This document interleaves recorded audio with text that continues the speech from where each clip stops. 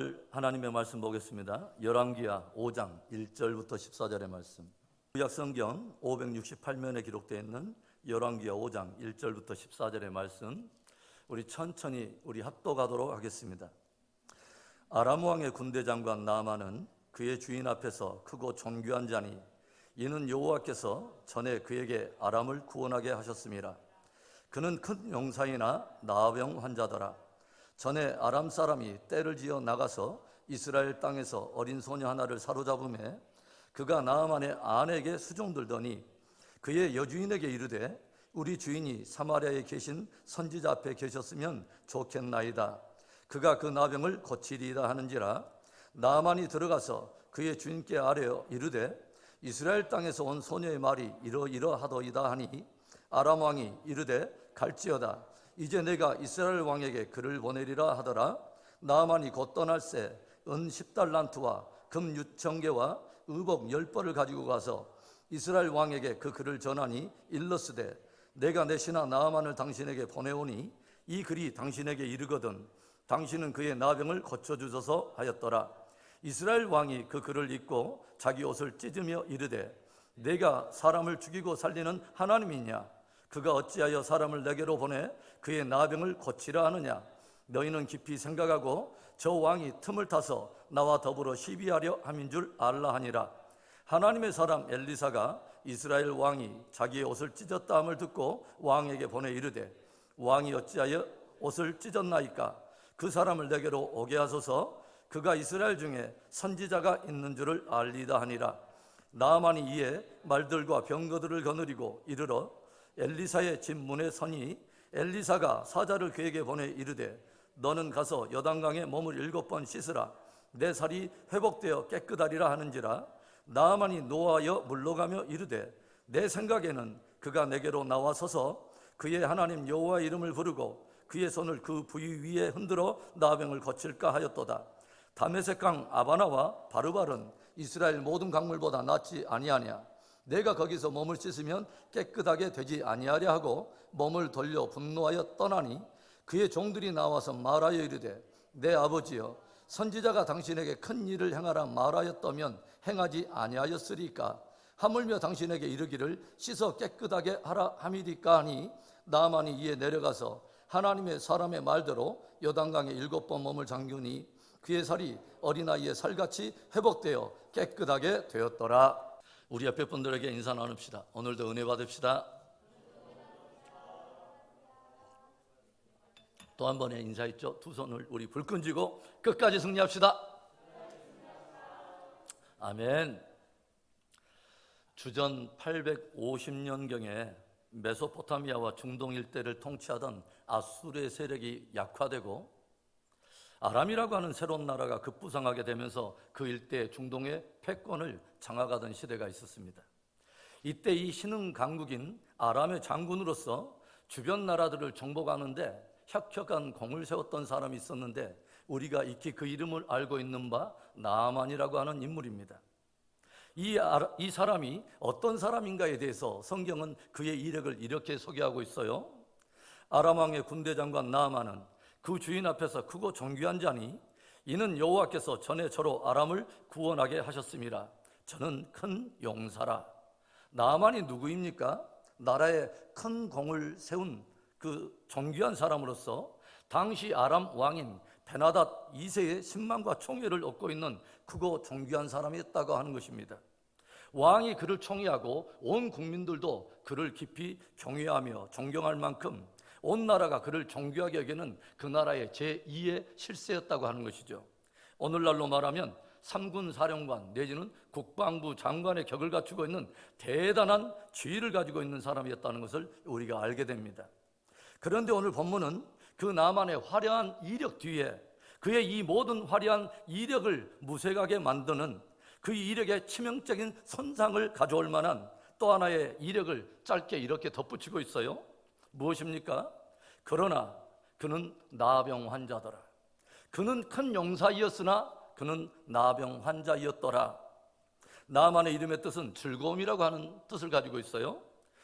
전쟁에서 나라를 구원한 구국공신이요 민족적인 영웅이었습니다. 그래서 그에게는 부와 명예와 권력이 따르고 있었고 그의 미래가 탄탄하게 보장되어 있었다고 하는 거죠.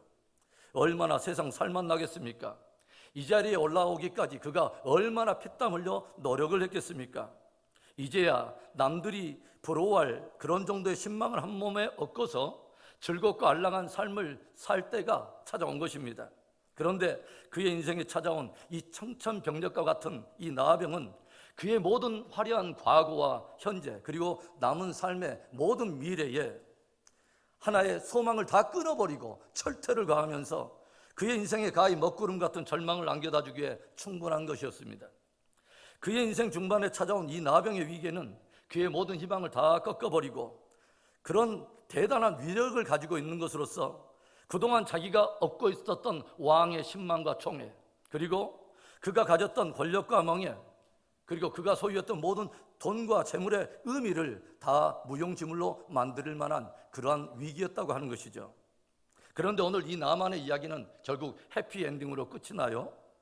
그는 나병을 치료받았을 뿐만 아니라 그 인생에 찾아온 이 위기를 통해서 오히려 그가 이전에 가졌던 세상의 경력과 그런 이력과 견줄 수 없는 보다 깊은 성숙함을 경험하게 되고 이전에 몰랐던 또 하나의 세계에 대해서 눈이 띄게 되는 참으로 놀라운 변화의 기회가 되죠.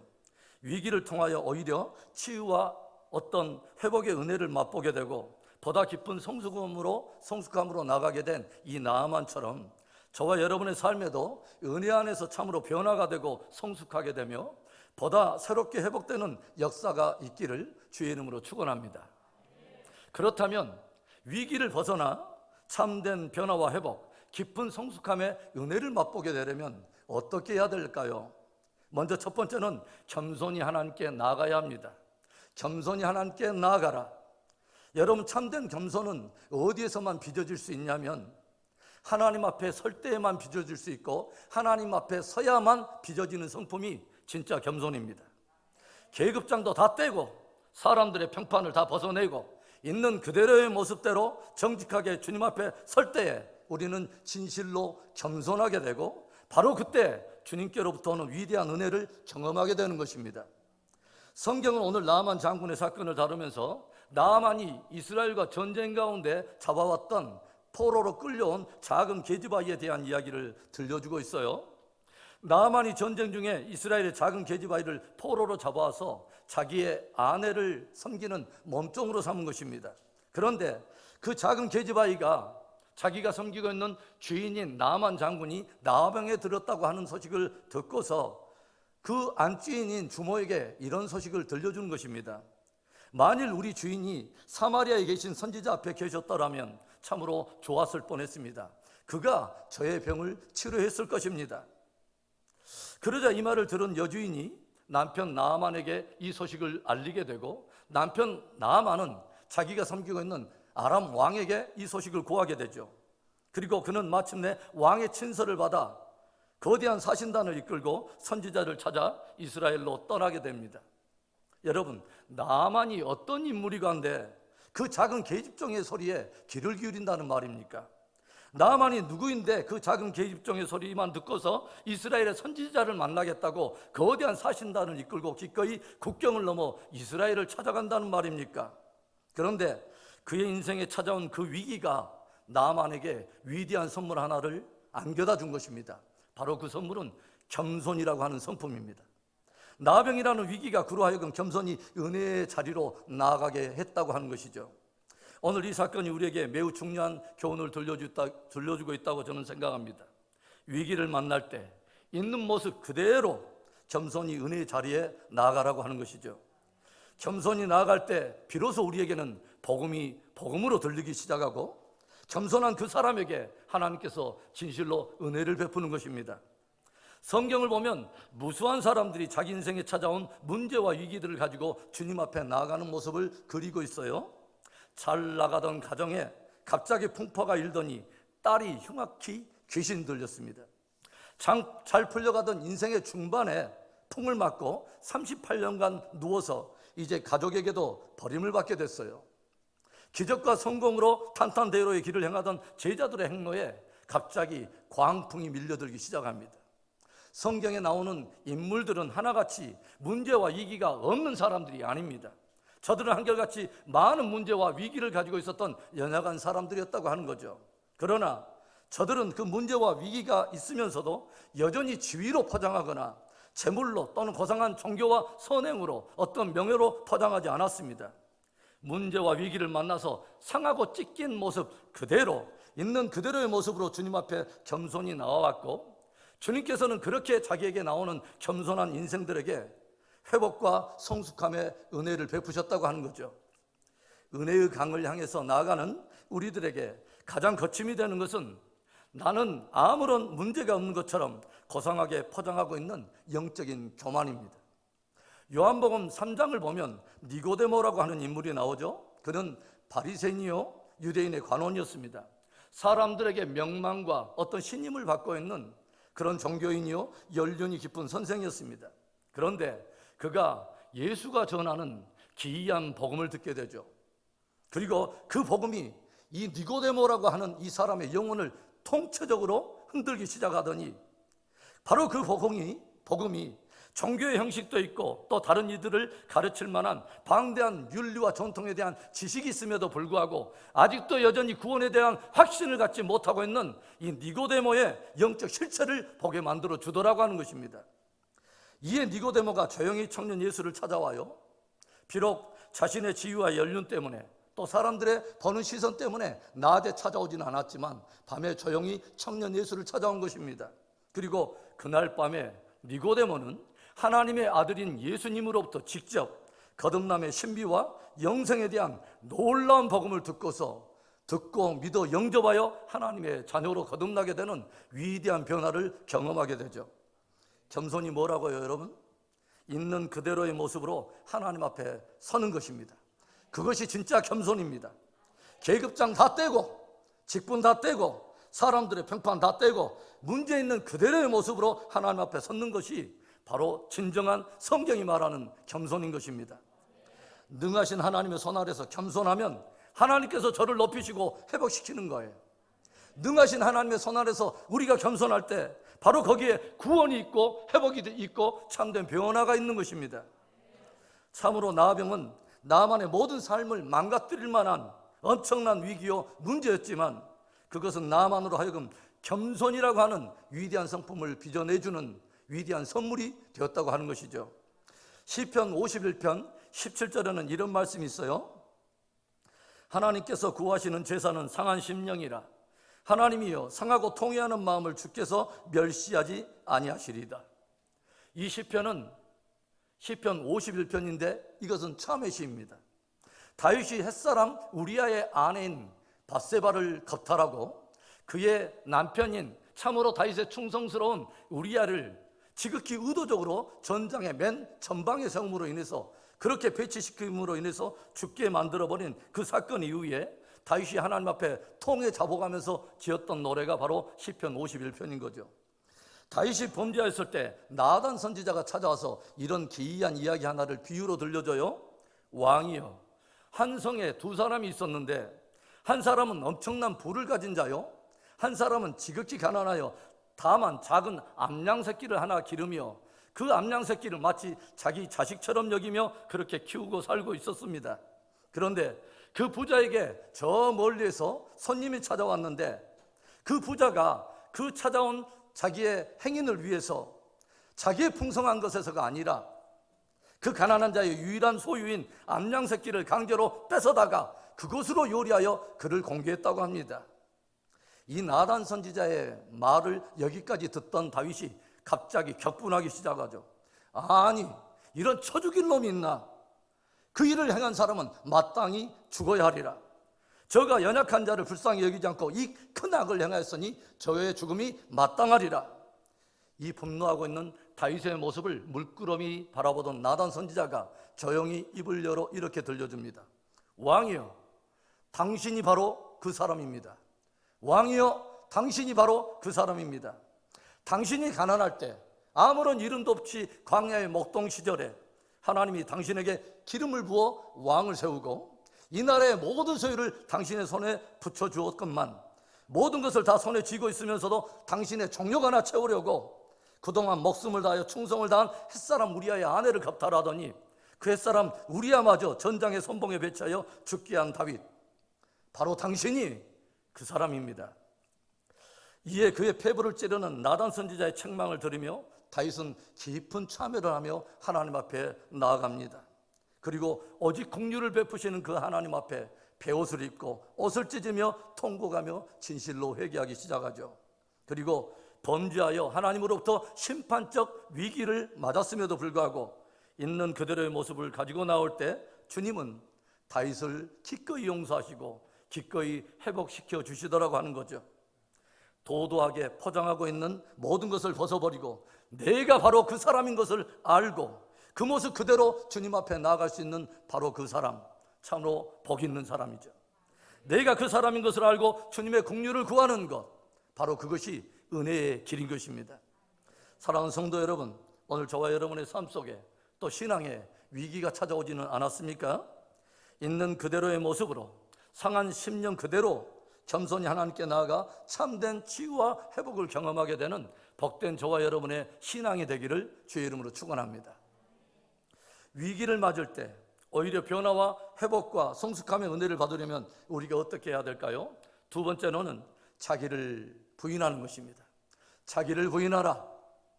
병원에서 의사가 가장 고치기 힘든 환자가 있답니다.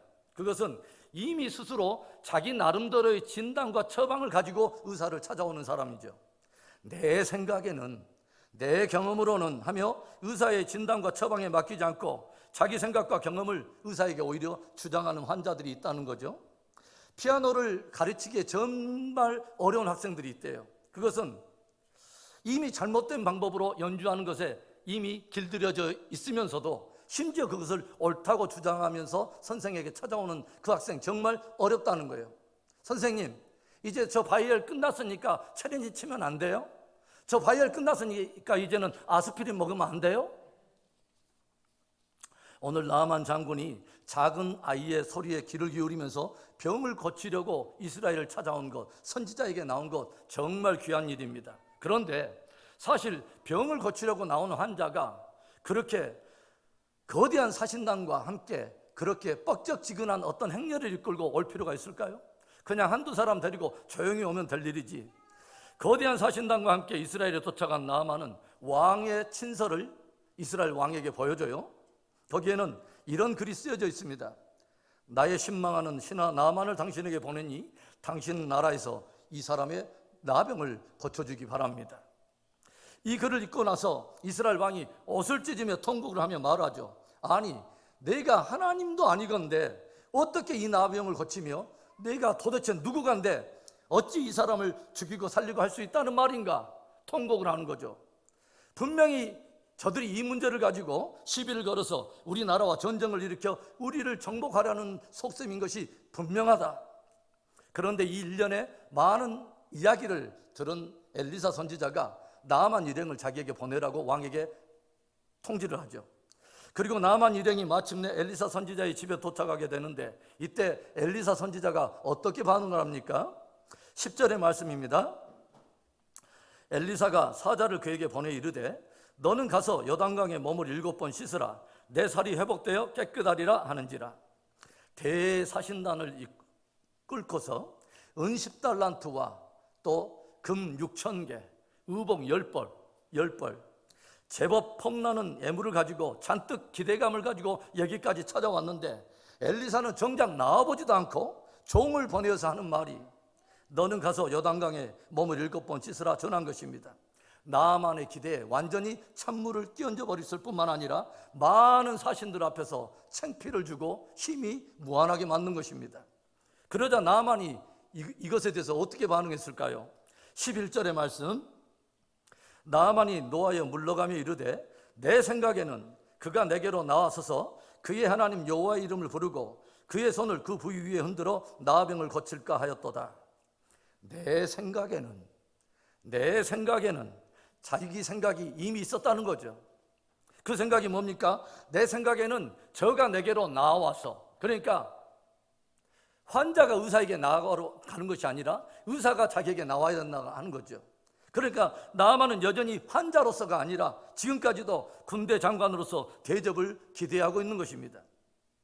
내 생각에는 저가 내게로 나와서 하나님 여호와의 이름을 부르고 내 어떤 나병의 그 부위 위에 손을 누르고 흔들어서 안수하여 빡세게 안수해서 내 나병을 고칠까 하였노라.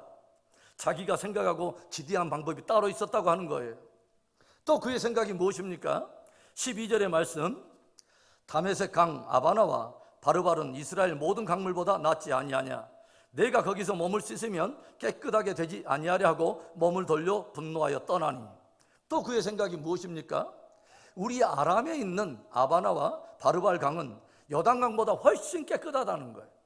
우리 아람 땅에는 이 요단강보다 훨씬 더 깨끗하고 좋은 그 강들이 많다는 거죠. 다른 강들도 많은데 왜 하필이면 이 작고도 굳이 그렇게 깨끗해 보이지도 않는 요단강에 들어가서 그렇게 씻어야 되느냐 하는 거죠. 여기에 들어간다고 무슨 해결이 일어날 거냐 하는 거죠. 오늘 나아만이 치료를 받고 회복되는데 계속해서 걸림이 되고 있는 것이 뭐죠? 자기 생각입니다. 그가 은혜의 강으로 나아가는데 계속해서 걸림이 되는 것이 뭐죠? 자기의 경험입니다. 출애굽한 이스라엘 백성들이 광야를 행진해 갈 때에 계속되는 이스라엘 백성들의 불평과 원망으로 인해서 하나님께서 저들을 심판하시죠. 불뱀을 보내신 것입니다. 이때 모세가 죽어가는 이스라엘 백성들을 보면서 하나님 앞에 간절히 눈물로 호소하며 부르짖을 때 하나님께서는 모세야, 네가 놋으로 뱀을 만들어서 장대에 높이 달라. 그리고 그것을 쳐다보는 자는 다 살리라. 주께서 생명을 얻는 복음을 들려주신 거죠. 그리고 성경은 무엇을 기록하고 있습니까? 보는 자마다 다 살았더라. 보는 자는 다 살았더라 기록하고 있어요. 그런데 그 가운데 죽은 사람들이 있어요. 어떤 사람들일까요? 보지 않은 사람들이에요. 놋뱀을 보지 않은 사람들 다 죽었습니다. 왜 그들이 보지 않았을까요? 자기 생각, 자기의 이유를 가지고 있었다고 하는 거죠. 꼭 봐야 사나? 꼭 놋뱀 아니면 안 되는 거야? 한 번 본다고 그게 살아? 그런데 여러분, 꼭 봐야 삽니다. 보면 살아납니다. 왜냐하면 주님이 말씀하셨기 때문에 그렇습니다. 성경이 이 사건을 다루면서 예수 그리스도에 대한 복음을 설명하고 있다는 것은 저와 여러분에게 매우 의미심장합니다. 요한복음 3장 14절과 15절의 말씀, 모세가 광야에서 뱀을 든 것 같이 인자도 들려야 하리니 이는 그를 믿는 자마다 영생을 얻게 하리 하심이니라. 모세가 광야에서 뱀을 들었을 때 하나님의 말씀대로 저를 본 자마다 다 생명을 얻었던 것처럼 하나님의 말씀대로 십자가에 높이 달리신 예수 그리스도를 믿는 자마다 영생을 얻는다는 것입니다. 베드로가 밤새도록 고기를 잡았지만 허탕을 쳤어요. 그때 예수님께서 도전합니다. 깊은 데로 가서 그물을 던지라. 그런데 밤새도록 그물을 던졌음에도 불구하고 한 마리도 잡지 못했지만 예수님이 들려주신 말씀대로 순종하여 그물을 던졌을 때 물고기가 많아서 2배에 가득 잠기는 만선의 축복을 얻게 되었다고 하는 거죠. 대부분 은혜 안에 깊이 들어가지 못하는 사람들을 보면 자기 생각이 너무 많습니다. 자기 경험이 너무 많아요. 자기가 입고 있는 화려한 옷이 하나님의 은혜를 받는데 장애가 될 때가 너무 많아요. 자기 체면, 명예와 권력 이런 것들이 장애가 돼요. 그래서 말에서 내려오지 않은 채, 옷도 벗지 않은 채 자기 생각으로 신앙생활을 하기 때문에 깊은 은혜의 강으로 들어가지 못하는 사람들이 매우 많습니다. 나의 생각과 주의 말씀이 충돌을 일으킬 때 여러분은 어떻게 하십니까? 나의 경험과 주님의 말씀이 충돌을 일으킬 때 여러분은 어떻게 반응하십니까? 분하여 몸을 돌이키십니까? 아니면 자기 생각을 주의 말씀 앞에 내려놓습니까? 주의 말씀 앞에 자기를 부인함으로 참된 변화와 회복과 성숙함을 경험하게 되는 저와 여러분 되기를 주의 이름으로 축원합니다. 위기를 맞을 때 참된 변화와 회복과 성숙함의 은혜를 받으려면 어떻게 해야 될까요? 마지막 세 번째는 순종의 분량을 채우는 것입니다. 순종의 분량을 채우라. 직접 나와보지도 않고 딸랑 종을 보내더니 요단강에 가서 몸을 7번 씻으라 말한 엘리사의 이 선지자의 태도에 나만이 화가 나서 몸을 돌이켜 오던 길로 되돌아가려 하죠. 그런데 이때 종들이 나만 장군을 붙들고 그를 달래고 회유하기 시작합니다. 장군이요, 만일 선지자가 선지자가 당신에게 더 큰 일을 하라고 명령했던들 그것으로 인해서 치유만 받을 수 있다면 더 큰 일이라도 행하지 않았겠습니까? 하물며 요단강에 가서 몸 7번 잠궜다가 씻으라는 그 말이 뭔 대수라고, 뭔 자존심 상한다고, 그것을 못하겠다고 그러는 것입니까?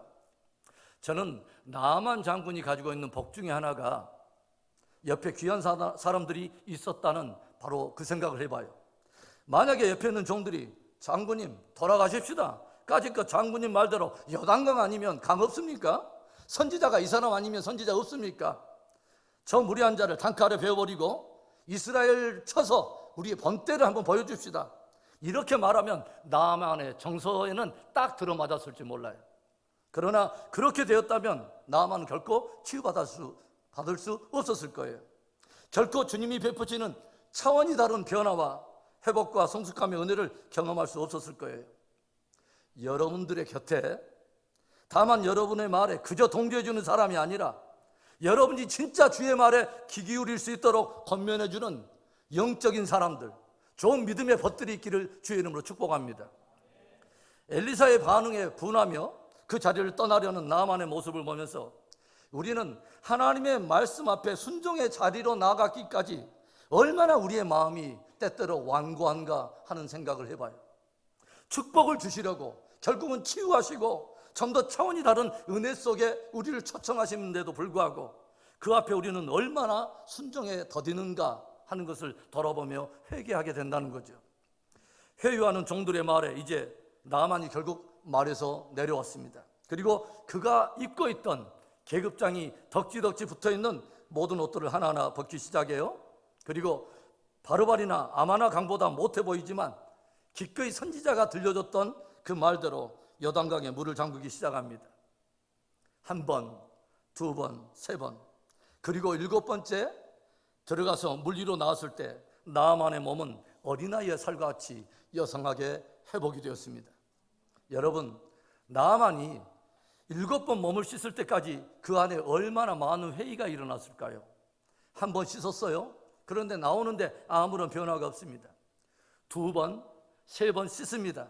그 안에 회의가 일어나고 의구심이 들고 갑자기 분노가 일기도 했을 거예요.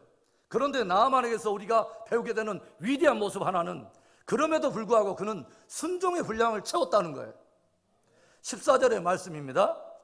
나아만이 이에 내려가서 하나님의 사람의 말대로 요단강에 7번 몸을 잠그니 그의 살이 어린아이의 살같이 회복되어 깨끗하게 되었더라.